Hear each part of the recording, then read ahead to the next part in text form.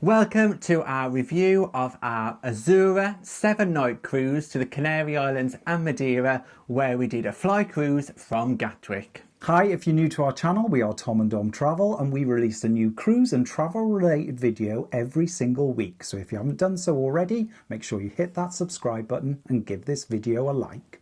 First of all, let's have a look at the things that we liked about our Azura cruise. As this was a fly cruise, we were a little bit apprehensive about checking in, taking a flight, getting there on time, whether or not there would be huge queues, and we were pleasantly surprised that it was incredibly organised and we hardly had to wait at all. No problems at all from the start when we arrived in Gatwick to getting on board the ship, and the same on the way back. It was a really smooth journey and we had no problems. What we did appreciate was on our return journey that P&O had even checked in our hold luggage. Fantastic service really, so it just saved us all of the hassle and it meant we could get off the ship and onto the coach and then into the airport without having to do anything. Overall, the flight there and the flight back, all of the processes involved were absolutely seamless. The second thing that we found fantastic about our Azura cruise was the space on board. Given that Azura is an older ship compared to its sisters Iona and Avia, there was still plenty of space. In fact, we probably would say it felt really spacious. There was plenty of venues for entertainment and dining, and it really meant that the passengers were spaced out and we never felt crowded. During the evenings, we never found it difficult to get a seat in any of the venues, including the Clubhouse, Malabar and the Blue Bar. It was always a really pleasant experience. And given all the space that was there and all the nice spacious venues, it meant that people with accessibility problems had no problem getting about the ship. Before Avia was P&O's sunshine ship, Azura held that title, and as a result has plenty of outside space. There was pool after pool after pool, which meant there were plenty of areas for you to find yourself a sunbed. Each pool area had a separate feel to it, whether that was watching the entertainment team and taking part in things like quizzes, watching a movie on the big screen, or just relaxing by the adults only pool. There is something for everyone. We've also got to mention the tiered aft on board Azura. It was absolutely beautiful and had plenty of space just to sit back and watch those aft views.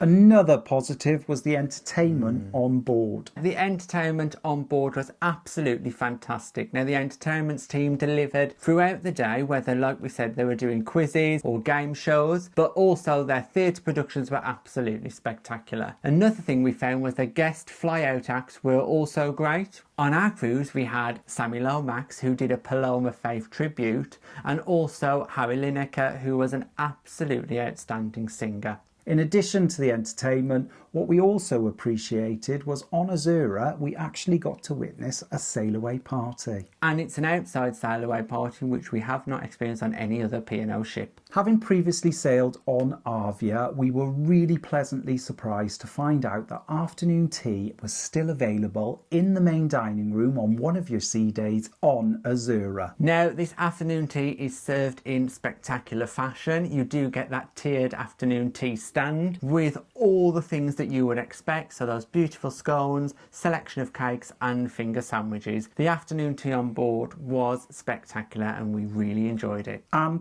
to top that off, it's included in your cruise fare, so no additional charge. Another incredible positive was the price. Now, we could not believe how much we paid for this cruise. In total, it cost us, are you ready, for an inside cabin, £474 each. Yes, so incredible value for a P&O cruise, but included in that was also the cost of the flights. As you can tell, we spent well below our £100 per night limit that we like to put on our cruises.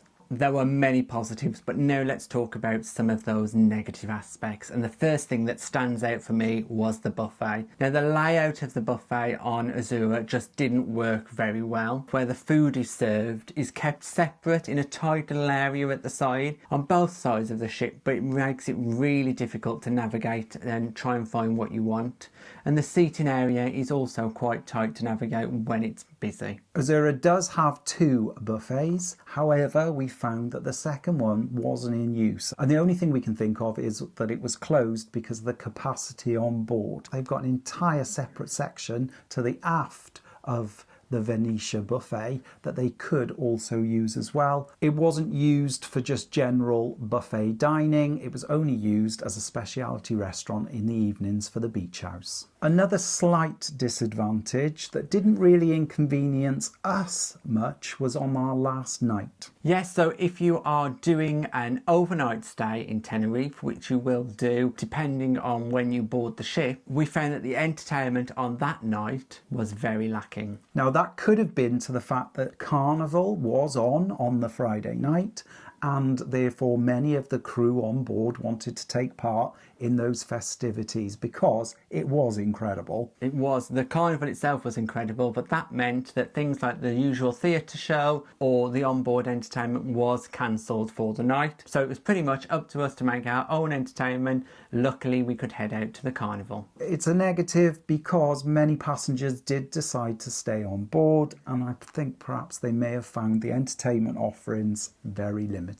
As Azura is one of P&O's older ships now, it certainly is showing its age in parts. During the duration of our cruise, there were some things that were closed, such as bars and lifts, and some of the passengers were also inconvenienced as their deck was undergoing essential water maintenance. However, overall, the ship has been kept absolutely beautiful and is well looked after. Now, very minor for some people, but we know it's definitely important for others, is that inside the cabins, in the bathroom, there is a shower curtain and no glass screen. We're not very keen on those shower curtains either. On the newer ships, it's often a glass screen. If you're not keen on shower curtains, just please be aware that there is one on Azura. Another little niggle that we did find while we were on board was the cocktails. Yes, the cocktails are mostly pre-mixed, if not all pre-mixed for every single one that we had, which was a bit of a shame because on Avia when we sailed, most of the cocktails were made fresh and you could certainly taste the difference. So whether this is a cost-cutting exercise or whether they just didn't have the ingredients, we're not sure, but they definitely did not taste as good. And finally, our last little niggle was the fact that we couldn't book any specialty restaurants.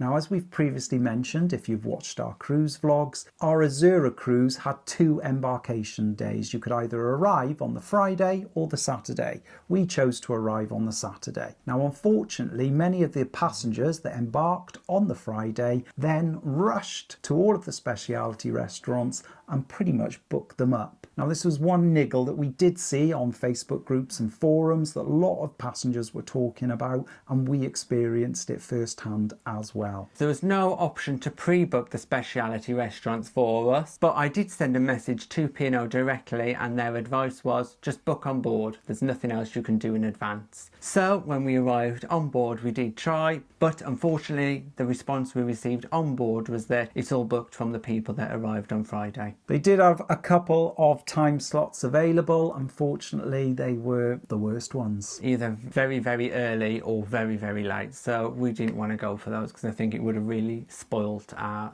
experience of the specialty restaurant. As a result, we didn't go to any specialities, and we do like to go to one or maybe 2 specialities during the course of our cruise. Unfortunately, it just wasn't possible this time. Yes, we do like to spend our onboard credit that we get from being shareholders. You can find out more about that in the description below. In the specialty restaurants, unfortunately, we weren't able to do that this time. In summary then, we absolutely loved our cruise on Azura and we would definitely cruise on Azura again. Although there were some niggly bits that we've just mentioned, it really didn't have an impact on our overall experience. We had an absolutely incredible time for the price, the service, the food. It was a really, really great experience and we both thoroughly enjoyed ourselves. So thank you very much for watching it. If you have any questions about our Azura cruise, please pop them in the comments below and me or Don will get back to you as soon as possible. We've also got a full Azura vlog series where we go through everything in detail day by day, as well as a cabin tour and a full ship tour. Thanks for watching our Azura review. If you've got any comments or questions, just pop them in the box below and we'll get back to you. And if you'd like to support us in making more content, we're now available on Patreon. And please don't forget to like and subscribe and hit that bell notification button to never miss a video from us.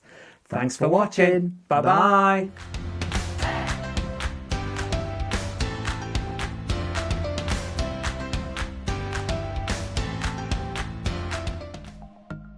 Thanks for watching. We've got lots more content available on our YouTube channel, so press that subscribe button. If you're interested in receiving daily updates, we're available on most social media platforms. Just search for Tom and Dom Travel.